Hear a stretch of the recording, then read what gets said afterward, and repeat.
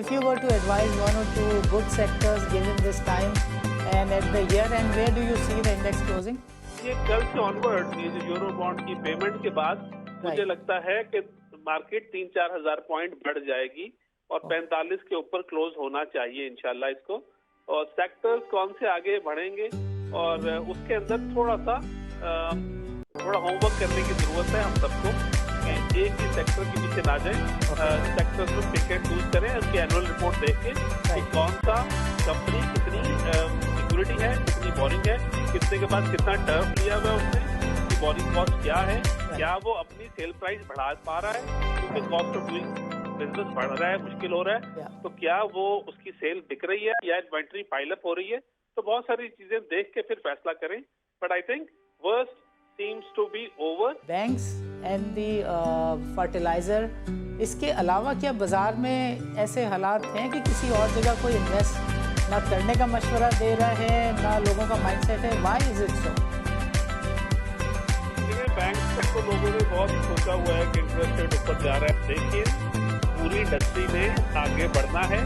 ये जरूर है, आपका जरा डिफिकल्ट क्वेश्चन हो जाता है कभी कभी कि कौन सी चीजें किस वक्त इसका इफेक्ट लेना है। तो अगर पावर की देख लें, सीमेंट के अंदर कोल की देख लें, तो एक एक वेरिएबल को बेस बना के हम फैसला ना करें तो बेहतर है। इंडेक्टेड जो कंपनीज हैं जिसकी बोरिंग बहुत ज्यादा है, हाँ उनसे थोड़ा सा दूर रहें तो आपकी गलती का चांस कम होगा। मेरा जाती ख्याल ये है कि जो वर्स्ट था इकोनॉमी और स्टॉक मार्केट के लिए, it is about to be over. But for the one जिन्होंने एक चीज 100 की ली थी वो 90, 80, 70 की हो गई है, तो आप 60 और 70 पे एवरेज करें। और यहाँ से चीजें इतनी मुश्किल नहीं है जितनी हमारे दोस्त यार जो ट्रेडर्स हैं या जो बैंकर्स हैं ये हमें दिखा रहे हैं। सेटलमेंट तो बहुत अच्छी हो रही है, 7-8 अरब का काम तो कम है, बट सेटलमेंट अच्छी हो रही है। तो आर यू वन ऑफ दोस्त जो माल जमा कर रहे हैं? जी, जिनके पास लिक्विडिटी है। ये हमने देखा कि मार्केट नेगेटिव और पॉजिटिव मार्केट सेंटिमेंट तो न्यूज फ्लो पे रिएक्ट करती थी। अच्छी न्यूज पे ऊपर जाती थी, बुरी न्यूज पे नीचे आती थी। आजकल बुरी न्यूज पे नीचे आती है लेकिन अच्छी न्यूज पे ऊपर नहीं जाती। पेसिमिज्म का जो और ये जो ग्लूमी जो पिक्चर खींचने वाले लोग हमारे इर्द गिर्द बहुत बढ़ते जा रहे हैं। यूरो बॉन्ड फॉल्ट और ये और वो जो कहानी चलती रही ever since Sri Lanka defaulted on it's external payment, हमें भी उसी सफ में खड़ा कर दिया गया, बल्कि हमें ज्यादा हमारे नंबर खराब कर दिए श्रीलंका से। जिसने डिफॉल्ट किया हुआ है उसके नंबर सबसे बेहतर हैं और जिसने नहीं किया उसके नंबर्स और उसके जो वेरिएबल्स हैं उनको बहुत खराब किया। This is Sani Khan and you're watching new episode of Inside Financial Markets. अब हम जानेंगे फरीद आलम से, how is market responding to the situation? Farid Alam, welcome to the show and अस्सलाम वालेकुम। जी, thank you very much. Farid साहब फरमाइएगा, by looking at the economic landscape and the market में तो काफ़ी uncertainty है, and when people were saying and you were amongst those कि ये army chief की अपॉइंटमेंट जब हो जाएगी तो काफ़ी सारी चीज़ें ठीक हो जाएंगी और गवर्नमेंट को टाइम मिल जाएगा कि वो इकोनॉमिक लैंडस्केप पे कुछ नजर इनायत करे, बट चीज़ें तो वही की वही खड़ी हैं। जी सानी साहब, थोड़ा अर्ली है। ये सारी जो ओवर द पीरियड हमारी एक्सपेक्टेशंस डेवलप हुई हैं उनको 3 दिनों या 2 दिनों में ट्रांसलेट करें। मेरा जाती ख्याल आज भी वही है कि things will come to perspective. जो इकोनॉमिक फ्रंट पे जो चीजें हैं वो जो पॉलिटिकल या इकोनॉमिक फ्रंट की चीजों में थोड़ा टाइम लग जाता है। हाँ, ये जरूर है कि ओवर द इयर्स हमने देखा कि मार्केट जिसको हम रिप्रेजेंट करते हैं पाकिस्तानी मार्केट नेगेटिव और पॉजिटिव मार्केट सेंटिमेंट्स और न्यूज फ्लो पे रिएक्ट करती थी। अच्छी न्यूज पे ऊपर जाती थी, बुरी न्यूज पे नीचे आती थी। आजकल बुरी न्यूज पे नीचे आती है लेकिन अच्छी न्यूज पे ऊपर नहीं जाती। और ये जो पेसिमिज्म का जो और ये जो ग्लूमी जो पिक्चर खींचने वाले लोग हमारे इर्द गिर्द बहुत बढ़ते जा रहे हैं। हमें सिर्फ ये देखना है कि मैं तो ये समझ रहा हूँ और अब के जो कंट्रोल जो बुरा से बुरा पाकिस्तान की इकोनॉमी के साथ हुआ पिछले दिनों में, उसको बहुत ऐसा तरीके से पॉलिटिकली अपने वोट बैंक जाया करके भी उस वक्त की गवर्नमेंट ने कर दिया। कोई भी होता उसको ये करना पड़ता।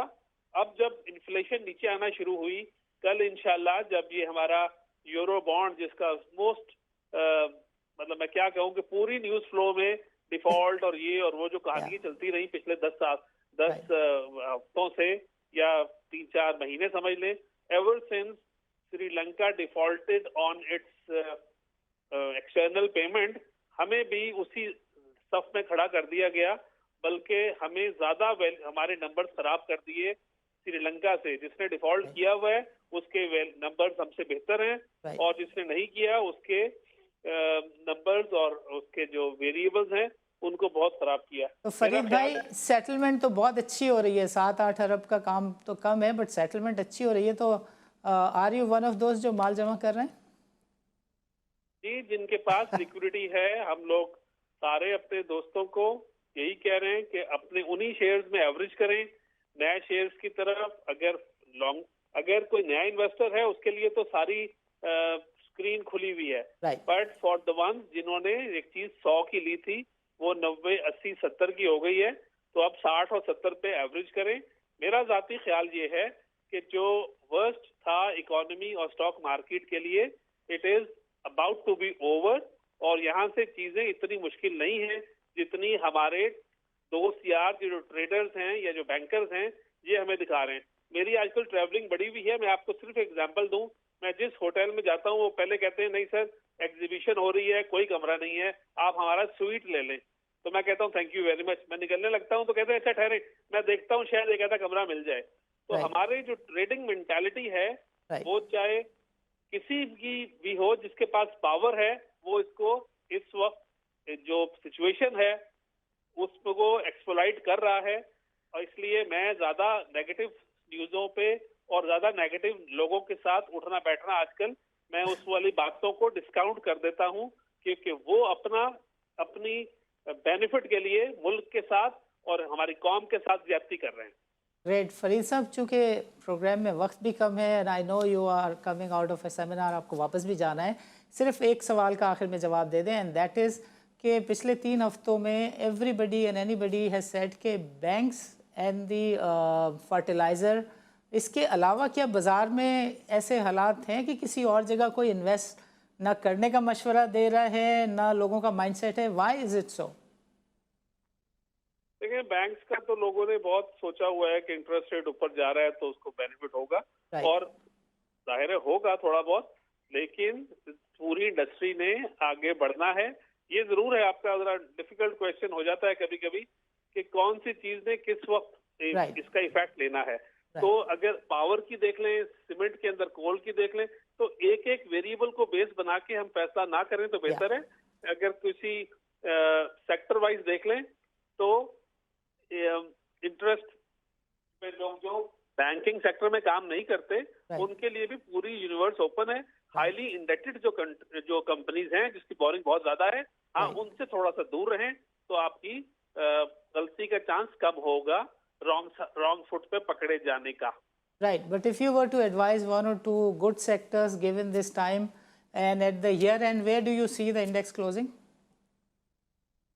जो ये कल से ऑनवर्ड ये जो यूरो बॉन्ड की पेमेंट के बाद मुझे लगता है कि मार्केट 3-4 हजार पॉइंट बढ़ जाएगी और 45 के ऊपर क्लोज होना चाहिए इंशाल्लाह इसको। और सेक्टर्स कौन से आगे बढ़ेंगे और उसके अंदर थोड़ा होमवर्क करने की जरूरत है हम सबको कि एक ही सेक्टर के पीछे ना जाएं। सेक्टर्स में पिक एंड चूज करें, उनकी एनुअल रिपोर्ट देख के कि कौन सा कंपनी कितनी लिक्विडिटी है, कितनी बोरिंग है, कितने के पास कितना टर्फ लिया हुआ है उसने, उसकी बोरिंग कॉस्ट क्या है, क्या वो अपनी सेल प्राइस बढ़ा पा रहा है क्योंकि कॉस्ट ऑफ डूइंग बिजनेस बढ़ रहा है, मुश्किल हो रहा है, तो क्या वो उसकी सेल बिक रही है या इन्वेंट्री पाइलअप हो रही है। तो बहुत सारी चीजें देख के फिर फैसला करें। But I think worst seems to be over और उसकी 2-3 इंडिकेशंस आपको देख ली है आपने कि आपके टैक्स कलेक्शन ठीक आ गई, इन्फ्लेशन का नंबर ठीक आ गया, यूरो बॉन्ड आपका कल इंशाल्लाह पेमेंट हो जाएगी और फ्लड के लिए भी लोगों ने, एडीबी ने, आईएफसी और सारे लोग आगे आ रहे हैं। हमें उम्मीद है कि अल्लाह करे $8-10 बिलियन मिल जाएं, लेकिन ये even with the lesser amount Pakistan can survive, क्योंकि प्राइवेट लोगों को ज्यादा लॉस हुआ है। इंफ्रास्ट्रक्चर जो गवर्नमेंट ऑफ पाकिस्तान का लॉस हुआ है वो इंशाल्लाह गवर्नमेंट कहीं कहीं से पूरा करेगी। फरीद आलम, आपको प्रोग्राम के लिए वक्त निकालने का बहुत बहुत शुक्रिया। नाज़रीन, आज के प्रोग्राम में सबसे पहले हमें ज्वाइन किया था पिंडी चैम्बर के फॉर्मर प्रेसिडेंट नदीम रऊफ़ साहब ने, जिन्होंने हमें उन मसाइल की निशानदेही की जिसकी वजह से ताजिर बरदरी परेशान है और जिसकी वजह से बकौल उनके कि आइंदा 15 दिनों में चीनी की किल्लत का सामना लोगों को करना पड़ सकता है, पोल्ट्री की किल्लत का सामना करना पड़ सकता है। And what he made was the point कि जो डॉलर है उसको ओपन मार्केट में कंट्रोल करने के मईशत पर नेगेटिव असरात मुरतब हो रहे हैं। फरीद आलम ने हमें बाज़ार हिस्से से मुतालिक बताया कि बाज़ार हिस्से रिकवरी की जानिब गामजन है और दिसंबर के महीने में बाज़ार में 4 से 5,000 पॉइंट की तेज़ी देखी जा सकती है। शरोज़ लोधी ने बताया कि गवर्नमेंट को जो एक्सचेंज रेट है इसको कंट्रोल करने की पॉलिसी को कंसिडर करना होगा। And what he said in the last was कि अगर IMF का प्रोग्राम रिवाइवल की तरफ नहीं जाता तो पाकिस्तान को संजीदा माशी मसाइल का सामना करना पड़ सकता है। नाज़रीन, इस तरह के मौज़ूआत पर बातचीत का सिलसिला जारी रहेगा। इजाज़त दीजिए, अल्लाह हाफ़िज़।